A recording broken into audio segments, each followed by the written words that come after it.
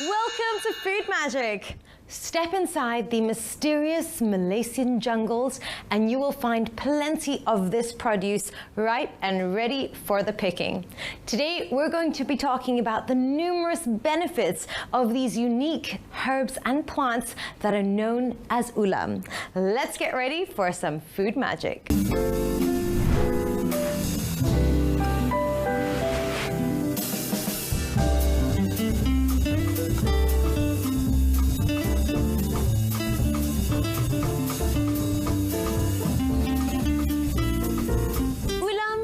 Ulam-ulaman in its plural form refers to herbs or any edible part of the plant. So that means fresh shoots, the leaves, fruits, flowers, and even the tubers. And what makes it truly magical about this unique produce is you can eat it raw. It can be found in wild forests, in wetlands, along riverbanks, and even along the roadside in villages. They can also be steamed, blanched, or boiled beforehand. Think of it as a Malaysian-style salad. Today we're going to focus on 4 different types, and those include the kasum, Vietnamese coriander, the Thai basil, or otherwise known as selasih. We've got bunga kantan, torch ginger, and finally ulam raja, also translated directly into the king's salad. Also known as Vietnamese mint, Vietnamese coriander, Cambodian mint, hot mint, or laksa leaf, as most Malaysians know it as, daun kesum is not at all related to the mint family, despite these names. Generally, it looks and smells somewhat like mint, which is where the various names originate from. Persicaria odorata, or kasum, is used heavily throughout Southeast Asian cooking, such as Cambodian, Vietnamese, Laotian, and Thai cuisine. In Malaysia, we use it in laksas, asam pedas, and karabu rice. Thai basil is a plant you could spot from a mile away. With its signature dark purple stem and flowers, a cultivar of sweet basil, Ocimum basilicum, Thai basil is sometimes known as anise basil and licorice basil, referring to its anise and licorice-like flavor and scent. In Vietnam, Thai basil is served alongside dishes such as the rich soupy pho, so you can pluck the leaves off the stalk and season your hot soup when you like. Traditionally, ulam is served just like this, with piping hot white rice, sambal belacan, or a little bit of budu, which is fermented anchovy sauce. Now, in the villages, ulam is very much a part still of their everyday diet. However, in restaurants nowadays, you'll often find a huge variety of ulam served.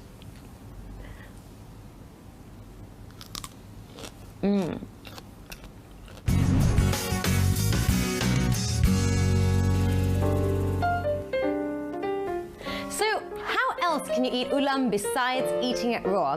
Well, for the uninitiated, or if you're feeling a little bit queasy at the thought, here is a great recipe. This is nasi goreng kerabu, where you just sort of gently, lightly fry it along with your rice. So here are the ingredients. Right here I've got some chopped long beans, I've got some angle beans, also I've got some kasum, some bunga kantan, our anchovies, dried anchovies, garlic, red chilies, chopped shallots, and of course some roasted belacan. So here is how it's all gonna be put together. I'm gonna start off with my trusty wok right here and add a little bit of oil. So you want enough to make sure that all your bases are covered. Okay, so we're gonna start with our garlic, our shallots, our roasted belacan, the red chilies, and anchovies. These guys are gonna go in first.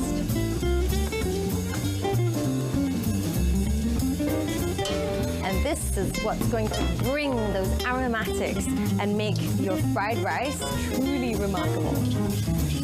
That signature smell of belacan. When it starts to look like this, you know it's ready for the rice.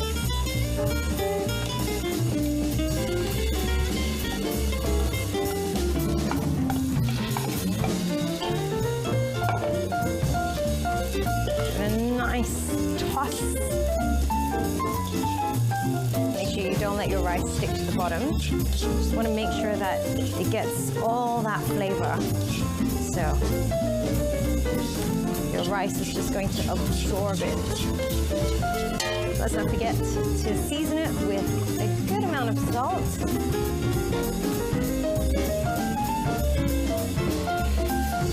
Needless to say, your rice has to be pre-boiled before you chuck it in here.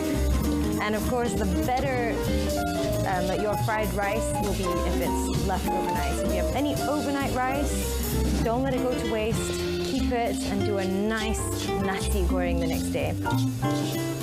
So now that we've got our rice pretty much entirely coated in these magnificent flavors, I'm gonna throw in the ulam. And these will just cook just for a tiny bit in here.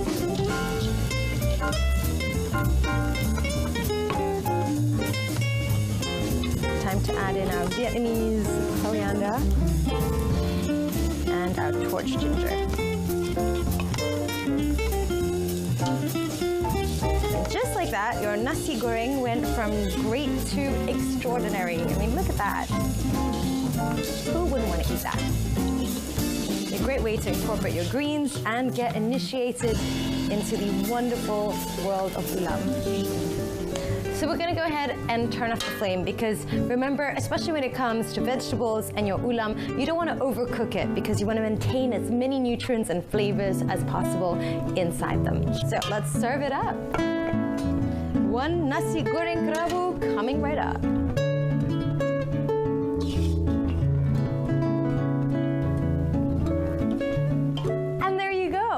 Super easy and simple and a great way to incorporate your ulam into your meal, so give it a try. Don't go anywhere because there's more coming up after the break.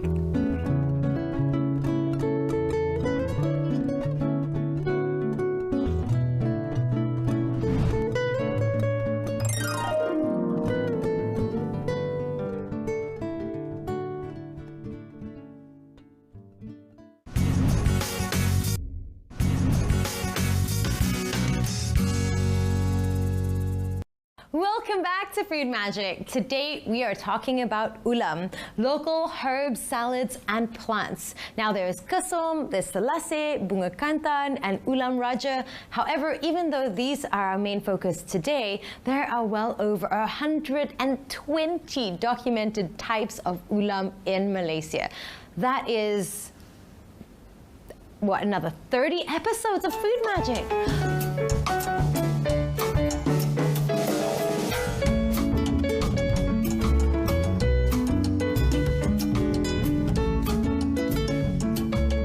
Ulam contain all sorts of vitamins and minerals, such as calcium, phosphorus, iron, potassium, and even sodium.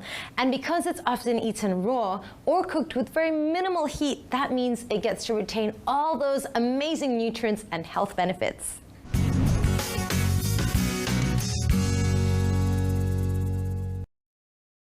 We made a visit to Sarang Cookery located in downtown Kuala Lumpur.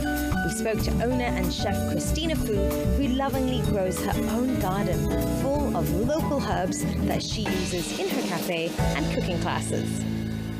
Hello, my name is Christina Fu, and together here is Heng with me at Sarang Cookery to show you how we do our nasi ulam, which is one of our best sellers at our restaurant here. And you will see over here that there are many varieties. We always use at least 10 different types of ulam. And all these ulam are grown here in the kampongs in Kuala Lumpur. So you will see that we have bunga kantan. It's so beautiful. Look at the colors.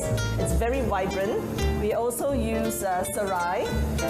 Here we have the king of ulam, which is ulam raja. We also have here with us the bunga, the daun kesum. And then so many, we just have so many. Pegaga is here, we have the kadok. So now we're going to show you how it's being done. Heng, would you like to start cutting it, please?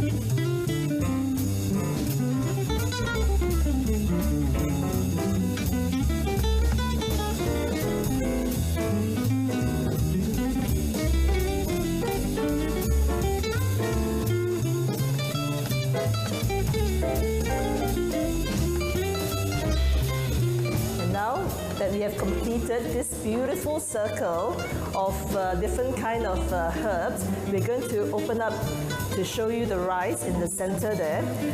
Please remember that when you're doing nasi ulam, to make sure your rice is not hot, you don't want to cook up the vegetable. The idea is to eat the vegetable fresh and raw. So you can make sure that, it's cooled down. Now we're going to put a bit of salt because we want to bring up the flavors. Not a lot, just a little bit. Followed by a little bit of pepper. We have here the salted fish that we have fried up earlier. You may like to tear it up into pieces, but we prefer to cut it up into little bits.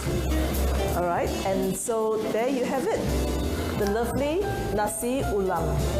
I did not have ulam in the beginning. It was actually one of my customers who came in and she said, hey, you know, why are you guys not offering ulam?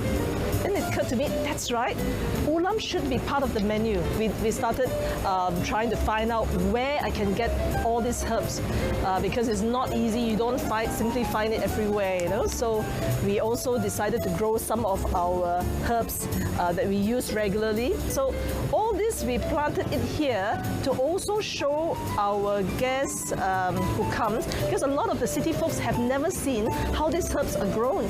So we grow them here and we use it for our ulam if sometimes my suppliers don't have enough for us. In fact, all the ulams have all these attributes. Some are good for diabetes, some are good for high blood pressure, hypertension.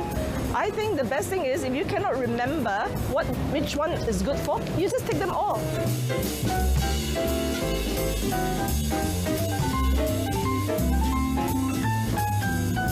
So now it is eating time. So we're going to mix everything up.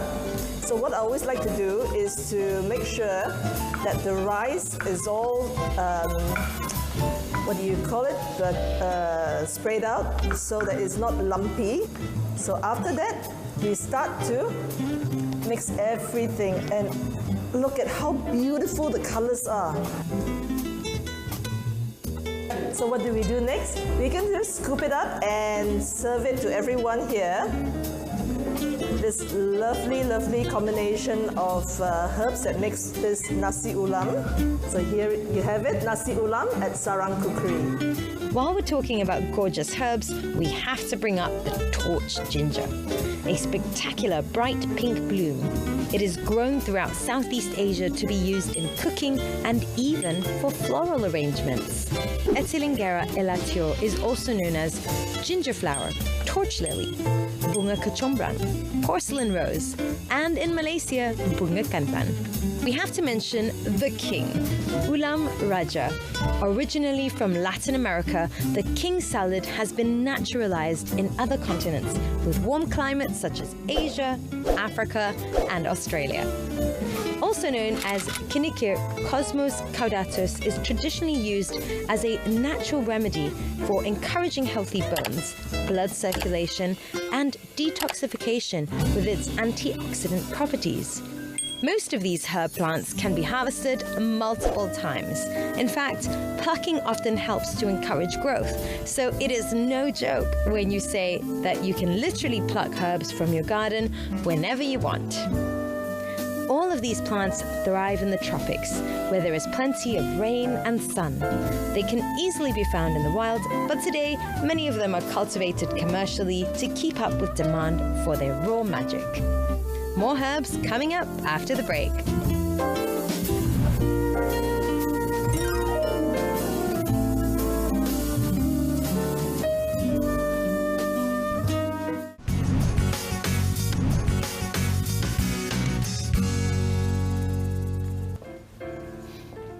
Herbs do not have to just be reserved for savory foods like roast chicken and laksa. Oh, I'm starting to get hungry just thinking about that, mind you, because I'm pretty sure we've all had our fair share of mint chocolate chip ice cream, right? But today I'm not going to make you ice cream with dairy and milk. Instead, I'm going to make something very, very refreshing with a nice herby twist. This is the watermelon basil granita.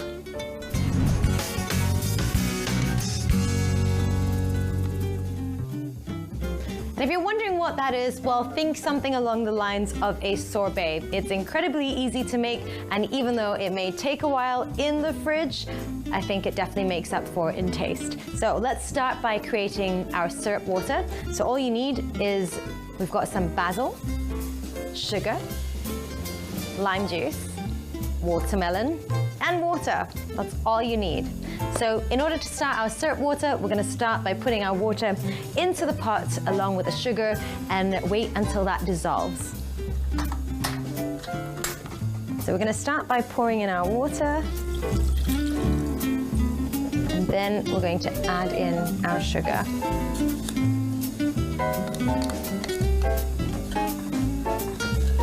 Using our herbs, make sure you sort of just tear them up into little bits so that they can infuse their flavor into the syrup.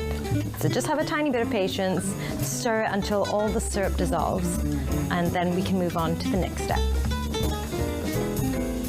So you want to turn off the flame as soon as all the sugar has dissolved, and we're going to leave this to steep for about 10 to 15 minutes just so that that flavor of the basil can infuse itself into the syrup.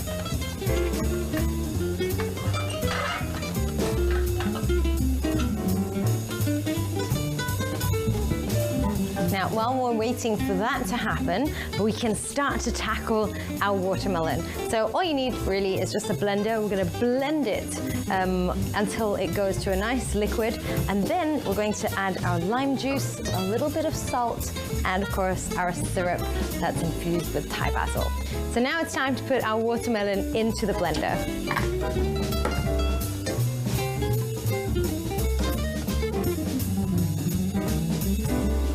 Now for a little bit of a tangy twist, we're going to add our lime juice and a little bit of salt, just to bring out those flavors, and we're going to blend it.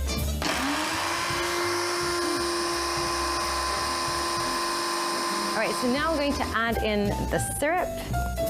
Just make sure that it's sort of set for about 10 to 15 minutes so that it's all nicely infused with that basil flavor.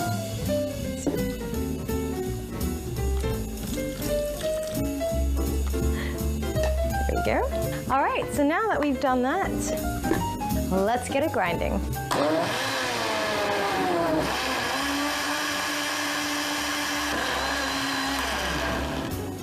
All right, so as soon as it's gone to a nice watermelon juice, I mean, you could drink this right now, but instead we're going to create something really nice and refreshing for a hot day.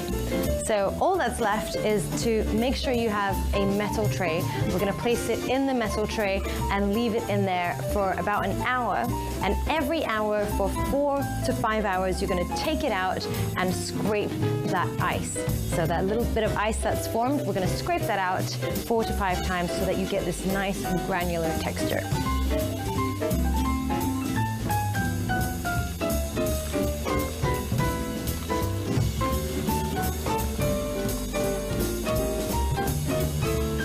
Perfect. Now it's time to freeze this baby in the freezer for 4 hours. Just remember to pull it out, put it on a timer every hour, scrape off that ice as soon as it's formed, because you don't want to end up with one big solid block of ice. The whole idea is that you get this whole shaven ice granular texture, and it's going to be divine.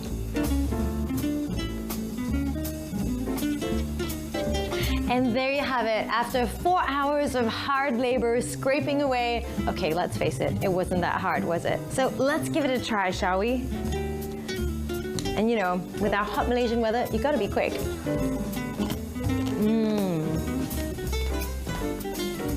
Absolutely delicious.